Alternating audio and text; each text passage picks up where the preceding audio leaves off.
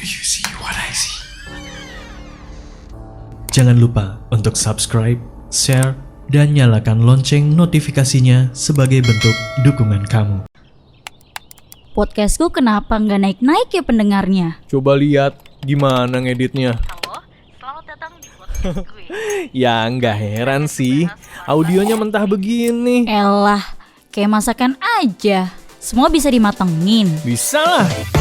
Makanya yuk bikin siniarmu naik kelas di Masterclass Editing kelas podcast Siberkreasi Batch 2. Bakal dikupas tuh segala cara olah hardware dan software biar maksimal. Beneran nih? Siapa mentornya? Ada Agus Hardiman dari Art Sonica dan Visa Leindra yang punya Bandung Tanpa Kamu. Daftar kemana? Bayar berapa? Gratis hey! Langsung aja meluncur ke siniar.net/editing.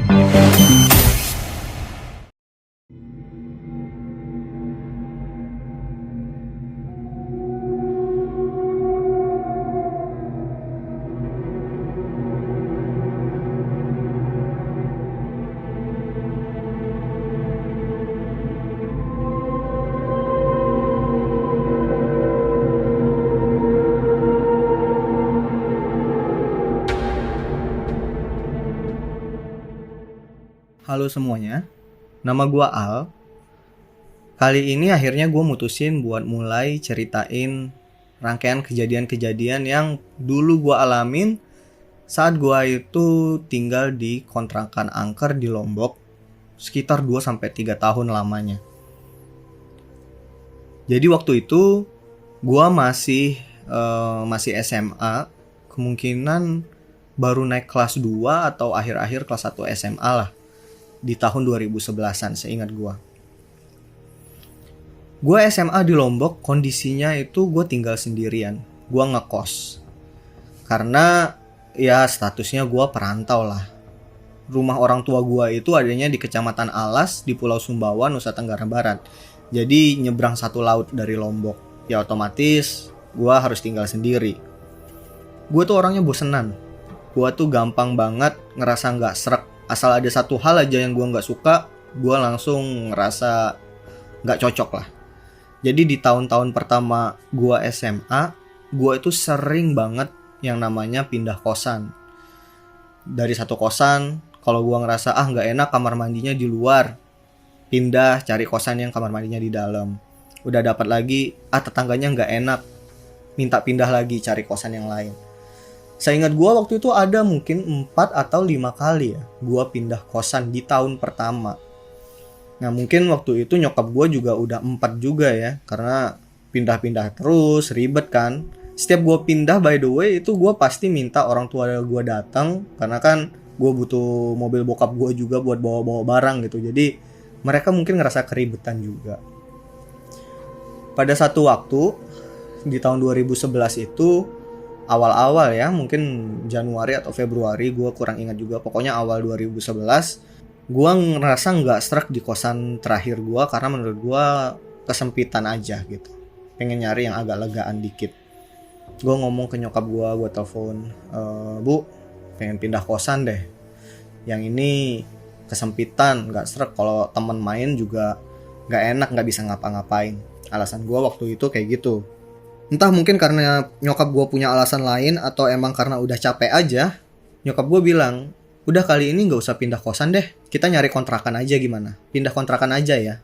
Nyokap gue minta gue untuk nyari kontrakan. Pada waktu itu sih alasan kuatnya biar kalau nyokap sama bokap sama adik-adik gue kalau lagi main ke Lombok, mereka gak harus tinggal di hotel. Karena udah ada kontrakan, udah ada rumah kontrakan, ya paling gak yang kamarnya lebih dari satu, mereka udah bisa langsung tinggal di situ kan. Ya udah, gue pun nggak nolak ya, karena waktu itu gue mikir kalau gue punya space yang lebih gede, lebih enak, gue bisa lebih leluasa, barang bisa lebih banyak, dan lebih asik aja kalau gue ngundang teman rame-rame gitu kan. Seru-seruan, mungkin malam minggu gue mau main rame-rame, bisa, space-nya udah ada gitu. Jadi gue langsung setuju, oh boleh gitu, ntar tak cariin deh. Nah waktu itu nyokap gue bilang, udah abang gak usah nyari. Gue dipanggil abang di rumah ya. Udah abang gak usah nyari, abang sekolah aja. Kebetulan ibu sama ayah sama adik-adik mau main ke Lombok, nanti sekalian kita yang cariin gitu. Biar dicariin juga yang tempatnya oke, di dekat pasar. Entah kenapa nyokap gue suka banget tempat yang dekat pasar. Dia pengen nyari, pokoknya nanti cari yang dekat pasar, terus masih di tengah kota juga, yang budgetnya masih dapat gitu. Oh ya udah. Waktu itu gue nggak ada kriteria tersendiri yang gue pengenin dari rumah kontrakan yang baru. Toh gue tujuan utamanya pindah, pengen tempat yang lebih gede dari kosan gue yang sekarang gitu. Jadi ya gue okein aja. Jadi waktu itu bener aja bokap nyokap adik-adik ke Lombok. Dan karena kosan gue masih kecil banget, akhirnya mereka nginep di hotel. Mereka cuma ngabarin doang. Gue waktu itu ingat banget, gue masih di sekolah. Mereka ngabarin lewat SMS, kita udah di Lombok ya, ini mau istirahat dulu, terus keliling-keliling nyari kontrakan gitu. Oh iya, oke. Nah hari itu gue ingat banget itu hari Jumat, karena gue ingat gue pulangnya lebih awal, sekitar habis sholat Jumat lah gitu. Gue udah pulang sekolah, gue pulang ke kosan gue. Begitu gue buka kamar kosan, gue kaget, barang-barang gue udah nggak ada. Jadi kayak TV, terus baju-baju gue segala macam, kompor, pokoknya itu udah nggak ada. Udah sisa ya sendal sama 1-2 baju untuk baju ganti, sama barang-barang kecil perintilan. Yang lainnya tuh udah nggak ada, udah bersih kosan gue. Gue hubungin kan nyokap gue, Bu, ini kok barang-barang pada nggak ada, tadi Bu kesini ya gitu. Oh iya, ini kita udah nemu rumah kontrakannya bagus, murah lagi. Jadi tadi langsung bolak-balik ngambil barang-barangnya, mindah-mindahin. Maaf lupa ngabarin, kirain abang pulangnya sore gitu, jam 3. Karena emang biasanya kalau di hari-hari selain hari Jumat gue pulangnya jam 3. Kayaknya nyokap gue lupa kalau hari Jumat gue pulangnya jam 11. Tapi kan gue sholat Jumat di sekolah gitu. So mereka langsung mindah-mindahin barang, dan ya udah gue sih senang-senang aja. Artinya kan gue nggak harus ngangkat barang juga. Terus nyokap gue bilang udah tunggu aja di situ, nanti ibu jemput, kita langsung ke kontrakan baru. Ya udah, gue nungguin di kosan. Itu sekitar maghrib, ya maghrib lah, karena belum azan sih, cuman udah mulai, langit udah mulai orange waktu itu. Nyokap gue nyamperin sama bokap sama adik-adik naik mobil, ayo bang ikut kita ke kontrakan, dibawa sisa barang-barangnya. Tadi sih gue udah siapin, udah masukin ke tas gitu. Oke, akhirnya kita jalan. Kita pamit dulu ke yang punya kosan gue yang lama gitu, ngasih kunci. Akhirnya kita cabut. Gue sempat nanya kan, Bu, kontrakannya di mana? Udah, ayo ikut aja. Nah, akhirnya nyampe lah di rumah kontrakan yang baru. Jadi rumah kontrakan yang baru ini posisinya itu ada di satu daerah di tengah-tengah kota Mataram, namanya daerah Pagutan. Daerahnya sih enak, banyak banget tempat makannya. Kalau di Jakarta mungkin kayak di Tebet ya, buat teman-teman Jakarta pasti ngerti. Banyak banget jajanan-jajanan di situ, dan emang perumahannya itu tenang lah gitu, asri, orang-orangnya juga ramah. Di salah satu gang di situ di dalam ya, itu ada satu kontrakan ternyata yang lumayan gede, dan itu akhirnya dipilih sama nyokap gua. Pada saat itu semua barang udah ada di dalam, dan gua masuk, dan ternyata bener itu gede banget. Gua tanya ke nyokap, Bu, ini kontrakannya berapa? Dan nyokap gue bilang ini murah banget. Ini itu cuman 5.500.000 per tahun. Pada tahun 2011 5.500.000 itu murah banget untuk bayar 1 tahun kontrakan yang gede kayak gitu. Jadi kontrakannya itu dia punya pagar sendiri. Dia bukan kontrakan petakan ya. Dia punya pagar sendiri, bangunan sendiri. Di depan itu ada halaman depan yang lumayan luas. Ada garasi mobil terbukanya. Itu bisa masukin 2 mobil. Terus di sampingnya masih bisa dijejerin, mungkin masih bisa 5-6 motor lagi. Lumayan gede lah gitu. Ada teras depannya. Di dalam itu ada ruang tamu yang ruang tamunya itu sebesar kosan gue yang lama gitu. Terus ada kamar mandi di dalam. Ada 2 kamar. Satu kamarnya lumayan besar, sekitar 4x4. Satu kamarnya lagi kamarnya agak kecil, 3x2 mungkin. Terus ada gudangnya, ada ruangan dapur sendiri. Terus ada halaman belakang juga. Halaman belakang itu ada pohon mangga gede banget. Terus udah ada terpasang untuk jemur baju di situ, tali-talian gitu ya. Sama ada satu space di luar gitu, outdoor, kayak tempat cuci piring gitulah. Ada keran, ada lantainya yang udah disemen gitu. Jadi gede lah, gede. Ini rumah gede sih, dan itu murah banget untuk harga 5.500.000 per tahun. Nah akhirnya ya udah, hari pertama itu gue langsung beres-beres. Dan entah alasannya apa waktu itu, bokap nyokap sama adik-adik di malam itu juga cabut. Mereka nggak nginep di situ. Mereka cabut dan mau pulang balik lagi ke Sumbawa, ke Alas. Yang penting, kata nyokap gue, yang penting sekarang udah pindah kontrakan, udah enak. Jadi ntar kalau main udah ada tujuan. Cuman sebelum cabut itu, nyokap gue ada pesan ke gue. Bang, ini yang punya kontrakan, orangnya nggak tinggal di sini. Orangnya ada di Sulawesi. Nah, jadi ibu ngelihat ini tuh ada yang jagain. Nah, uangnya tuh ibu transfer ke yang punya kontrakannya. Nah, yang punya kontrakan pas ibu telepon itu sempat ngomong. Di rumah itu kan ada gudang yang pintu masuknya tuh lewat dapur. Nah, gudang itu pesannya ibu yang punya kontrakan jangan pernah dibuka. Nyokap gue bilang gitu. Ya gue juga, oh iya bu, iya. Gudang yang di belakang ya, yang lewat dapur jangan dibuka. Oke siap, ngerti. Pulanglah nyokap, bokap, dan adik-adik gue ke Alas. Gue udah seneng di situ kan, wah ini luas banget nih rumah, enak banget nih buat ngundang teman-teman.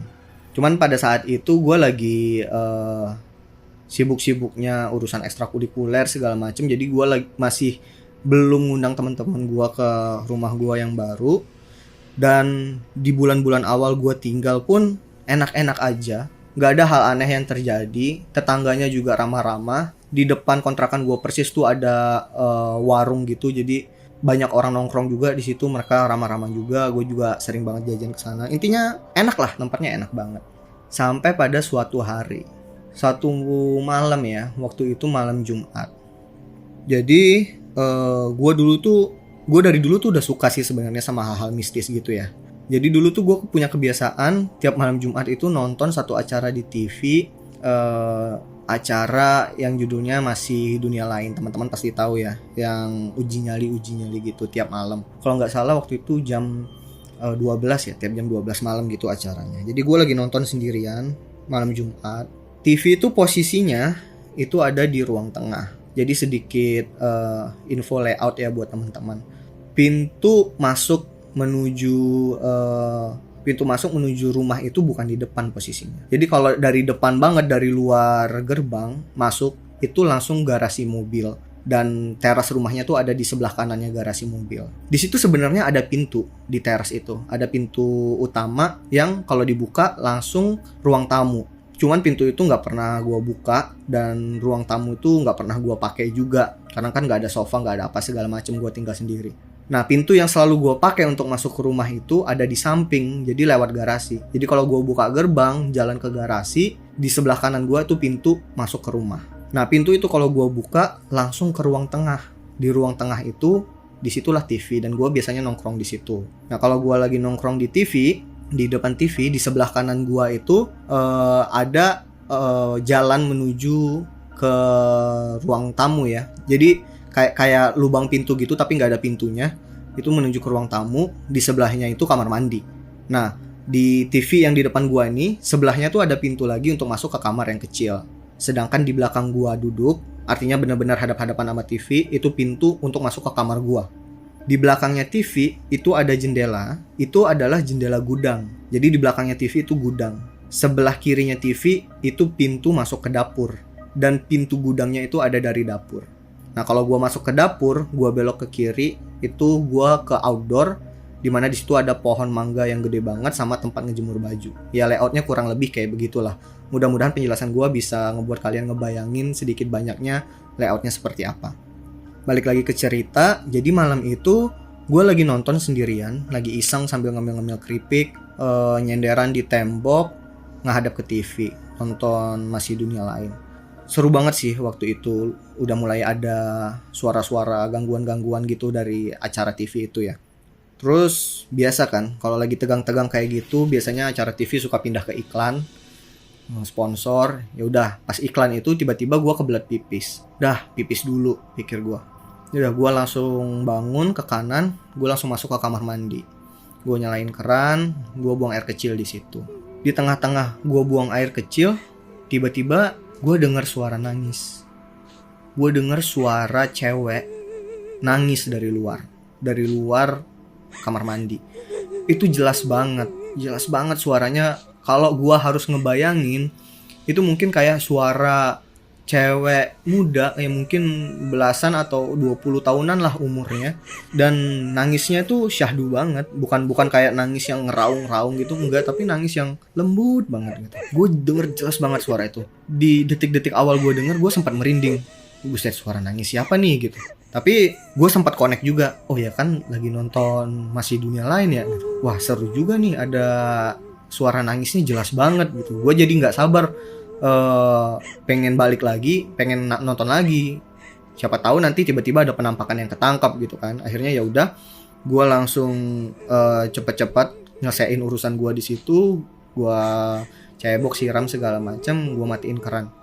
Abis gue matiin keran, sebelum gue keluar, gue baru nyadar, gue baru ngeh, dan gue langsung deng gitu, langsung langsung shock sendiri dan langsung merinding. Gak mungkin itu suara dari TV. Itu hal yang gue pikirin. Gak mungkin itu suara dari TV. Kenapa? Karena gue ada di dalam kamar mandi. Posisi kamar mandi, jaraknya ke TV itu lumayan jauh. Mungkin 5, 6, atau 7 meter. Posisi dari kamar mandi ke TV. Itu lumayan jauh. Pintu kamar mandi ketutup. Plus, keran air posisinya nyala. Jadi berisik. Gak mungkin gue bisa denger suara penampakan cewek nangis.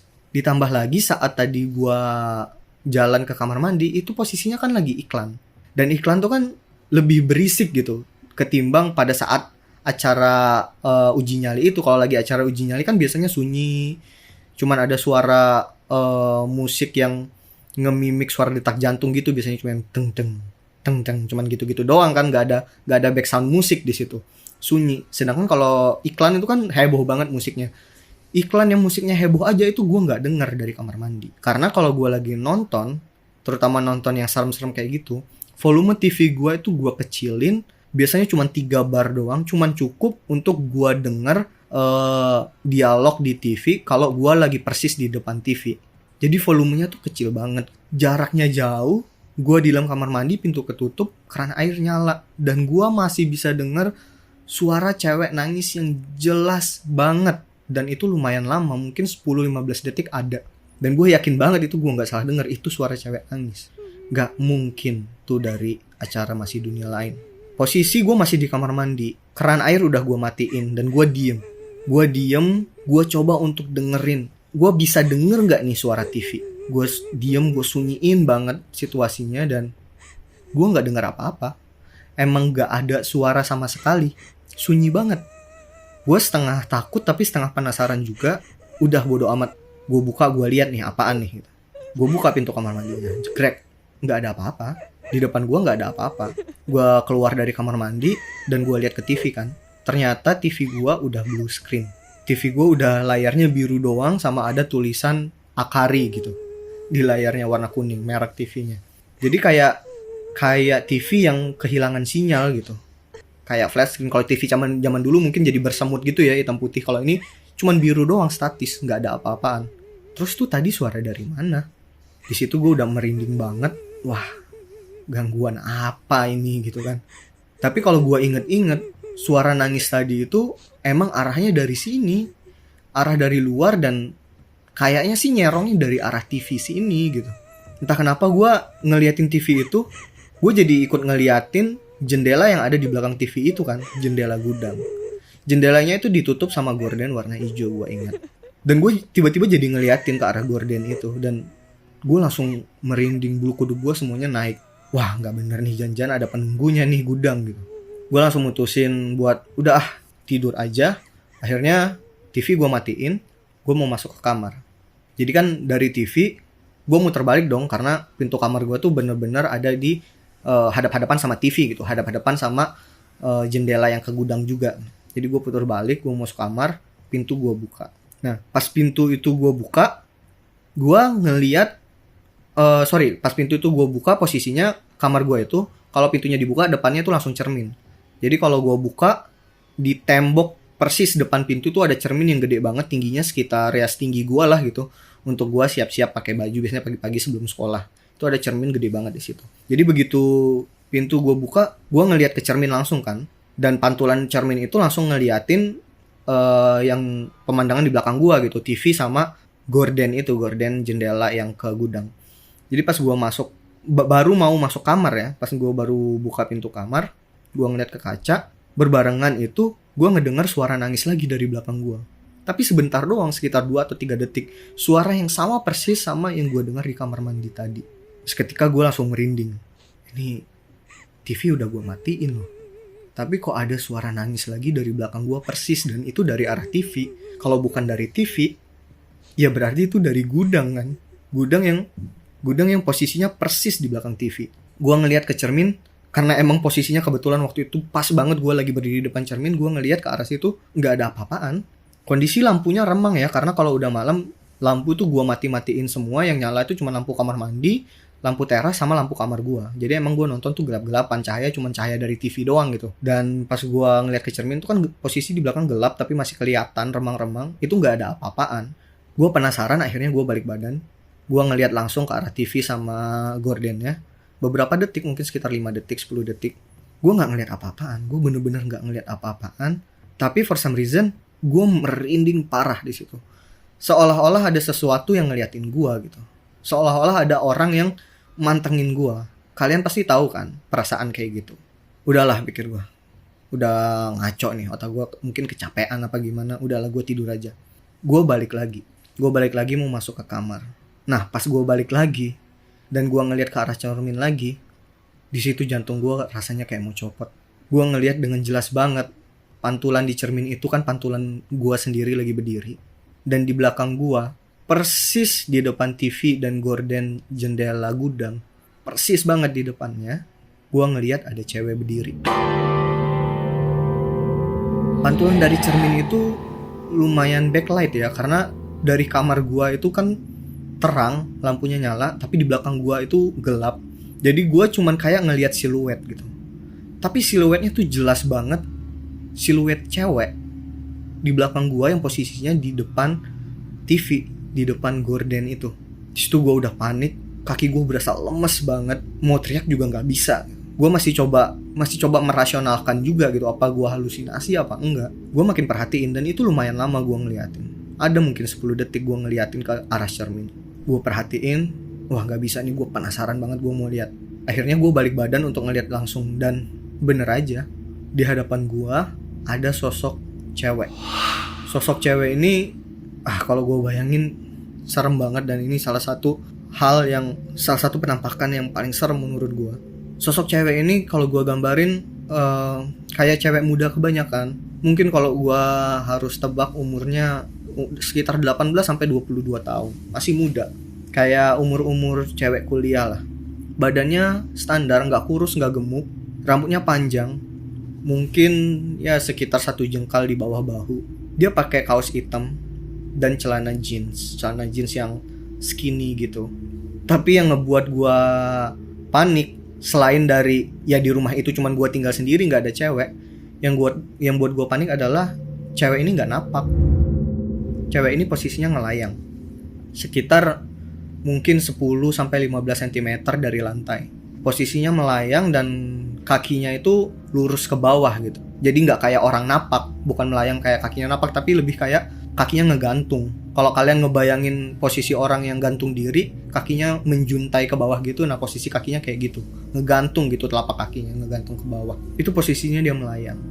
Dan yang serem lagi adalah posisi dia waktu itu kayak posisi orang sholat. Jadi tangannya dia tuh dilipat di depan. Untuk teman-teman yang non-muslim mungkin akan lebih relate kalau gue bilang posisinya kayak posisi setan pocong. Jadi tangannya ngelipat ke depan, cuman dia nggak pakai kain kafan. Posisinya kayak pocong, dia nggak pakai kain kafan, tapi tali-tali pocongnya itu ada. Jadi di sekeliling tangannya dia itu ada tali yang ngikat. Di pahanya dia ada tali yang ngikat, tali putih ya, tali pocong, tali dari kain kafan. Di betisnya dia juga ada tali, di pergelangan kakinya juga ada tali juga. Dari dagu ke ubun-ubun itu juga diikat tali, dan hidungnya pakai kapas. Itu yang serem banget di situ. Jadi kayak pocong gak berkafan. Terus mukanya tuh pucet banget, matanya tuh ngeliatin gua. Dan yang gua notice adalah tampilannya dia itu, gua kan sekarang nggak ngeliat dia langsung, nggak dari cermin. Gua ngeliat dia langsung dan lebih jelas. Tampilannya dia itu kayak orang yang habis kehujanan.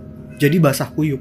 Tampilan dia tuh basah kuyup, rambut dia tuh lepek, turun dan kayak nempel gitu ke badan dia karena basah. Bajunya pun karena warna hitam, nggak begitu kelihatan basah atau enggak, tapi gue tahu basah karena bajunya tuh ngepres banget gitu sama badannya dia.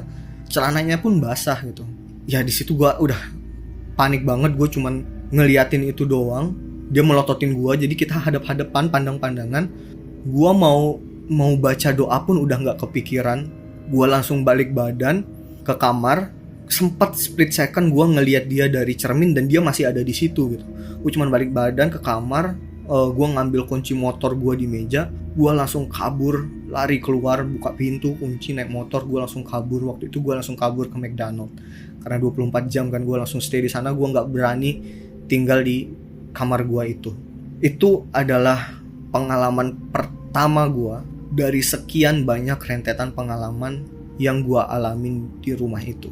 Tapi penampakan itu, gue bisa bilang itu top 3 penampakan yang terserem yang pernah gue lihat. Dan sampai sekarang masih kebayang-bayang muka serem cewek itu seperti apa. Gue tahu kalian pasti pada ketakutan kalau ngelihat penampakan yang serem, yang mukanya hancur, yang mukanya berdarah-darah. Iya, gue juga takut ngelihat penampakan yang kayak gitu. Tapi for some reason ngelihat penampakan yang kayak manusia normal, tapi lu tahu itu bukan manusia, itu serem banget buat gue. Dan malam itu gue bener-bener gak berani balik lagi. Mulai dari malam itu, ada banyak banget yang gue alamin. Dan bukan cuman gue, karena kalau gue sendiri yang alamin, gue masih bisa bilang mungkin gue halu, atau mungkin gue kecapean aja, atau mungkin gue gila kali, atau kayak gimana. Tapi keluarga gue yang nginap di situ, teman-teman gue yang gue ajak nginap di situ, semuanya, mereka semua pasti digangguin oleh penunggu di rumah itu. Dan gue akan berusaha untuk nginget semua detailnya dan mulai ceritain satu persatu ke kalian setelah video yang kali ini. Thank you banget semuanya udah ngedengerin cerita gue. Thank you juga buat kalian semua yang udah dengerin 2 cerita gue sebelumnya, yang Tambang Emas dan Anak Tumpuk. Gue appreciate banget. Dan mudah-mudahan cerita gue bisa ngehibur kalian semua. Thank you buat Do You See What I See udah menjadi wadah. Dan selamat malam.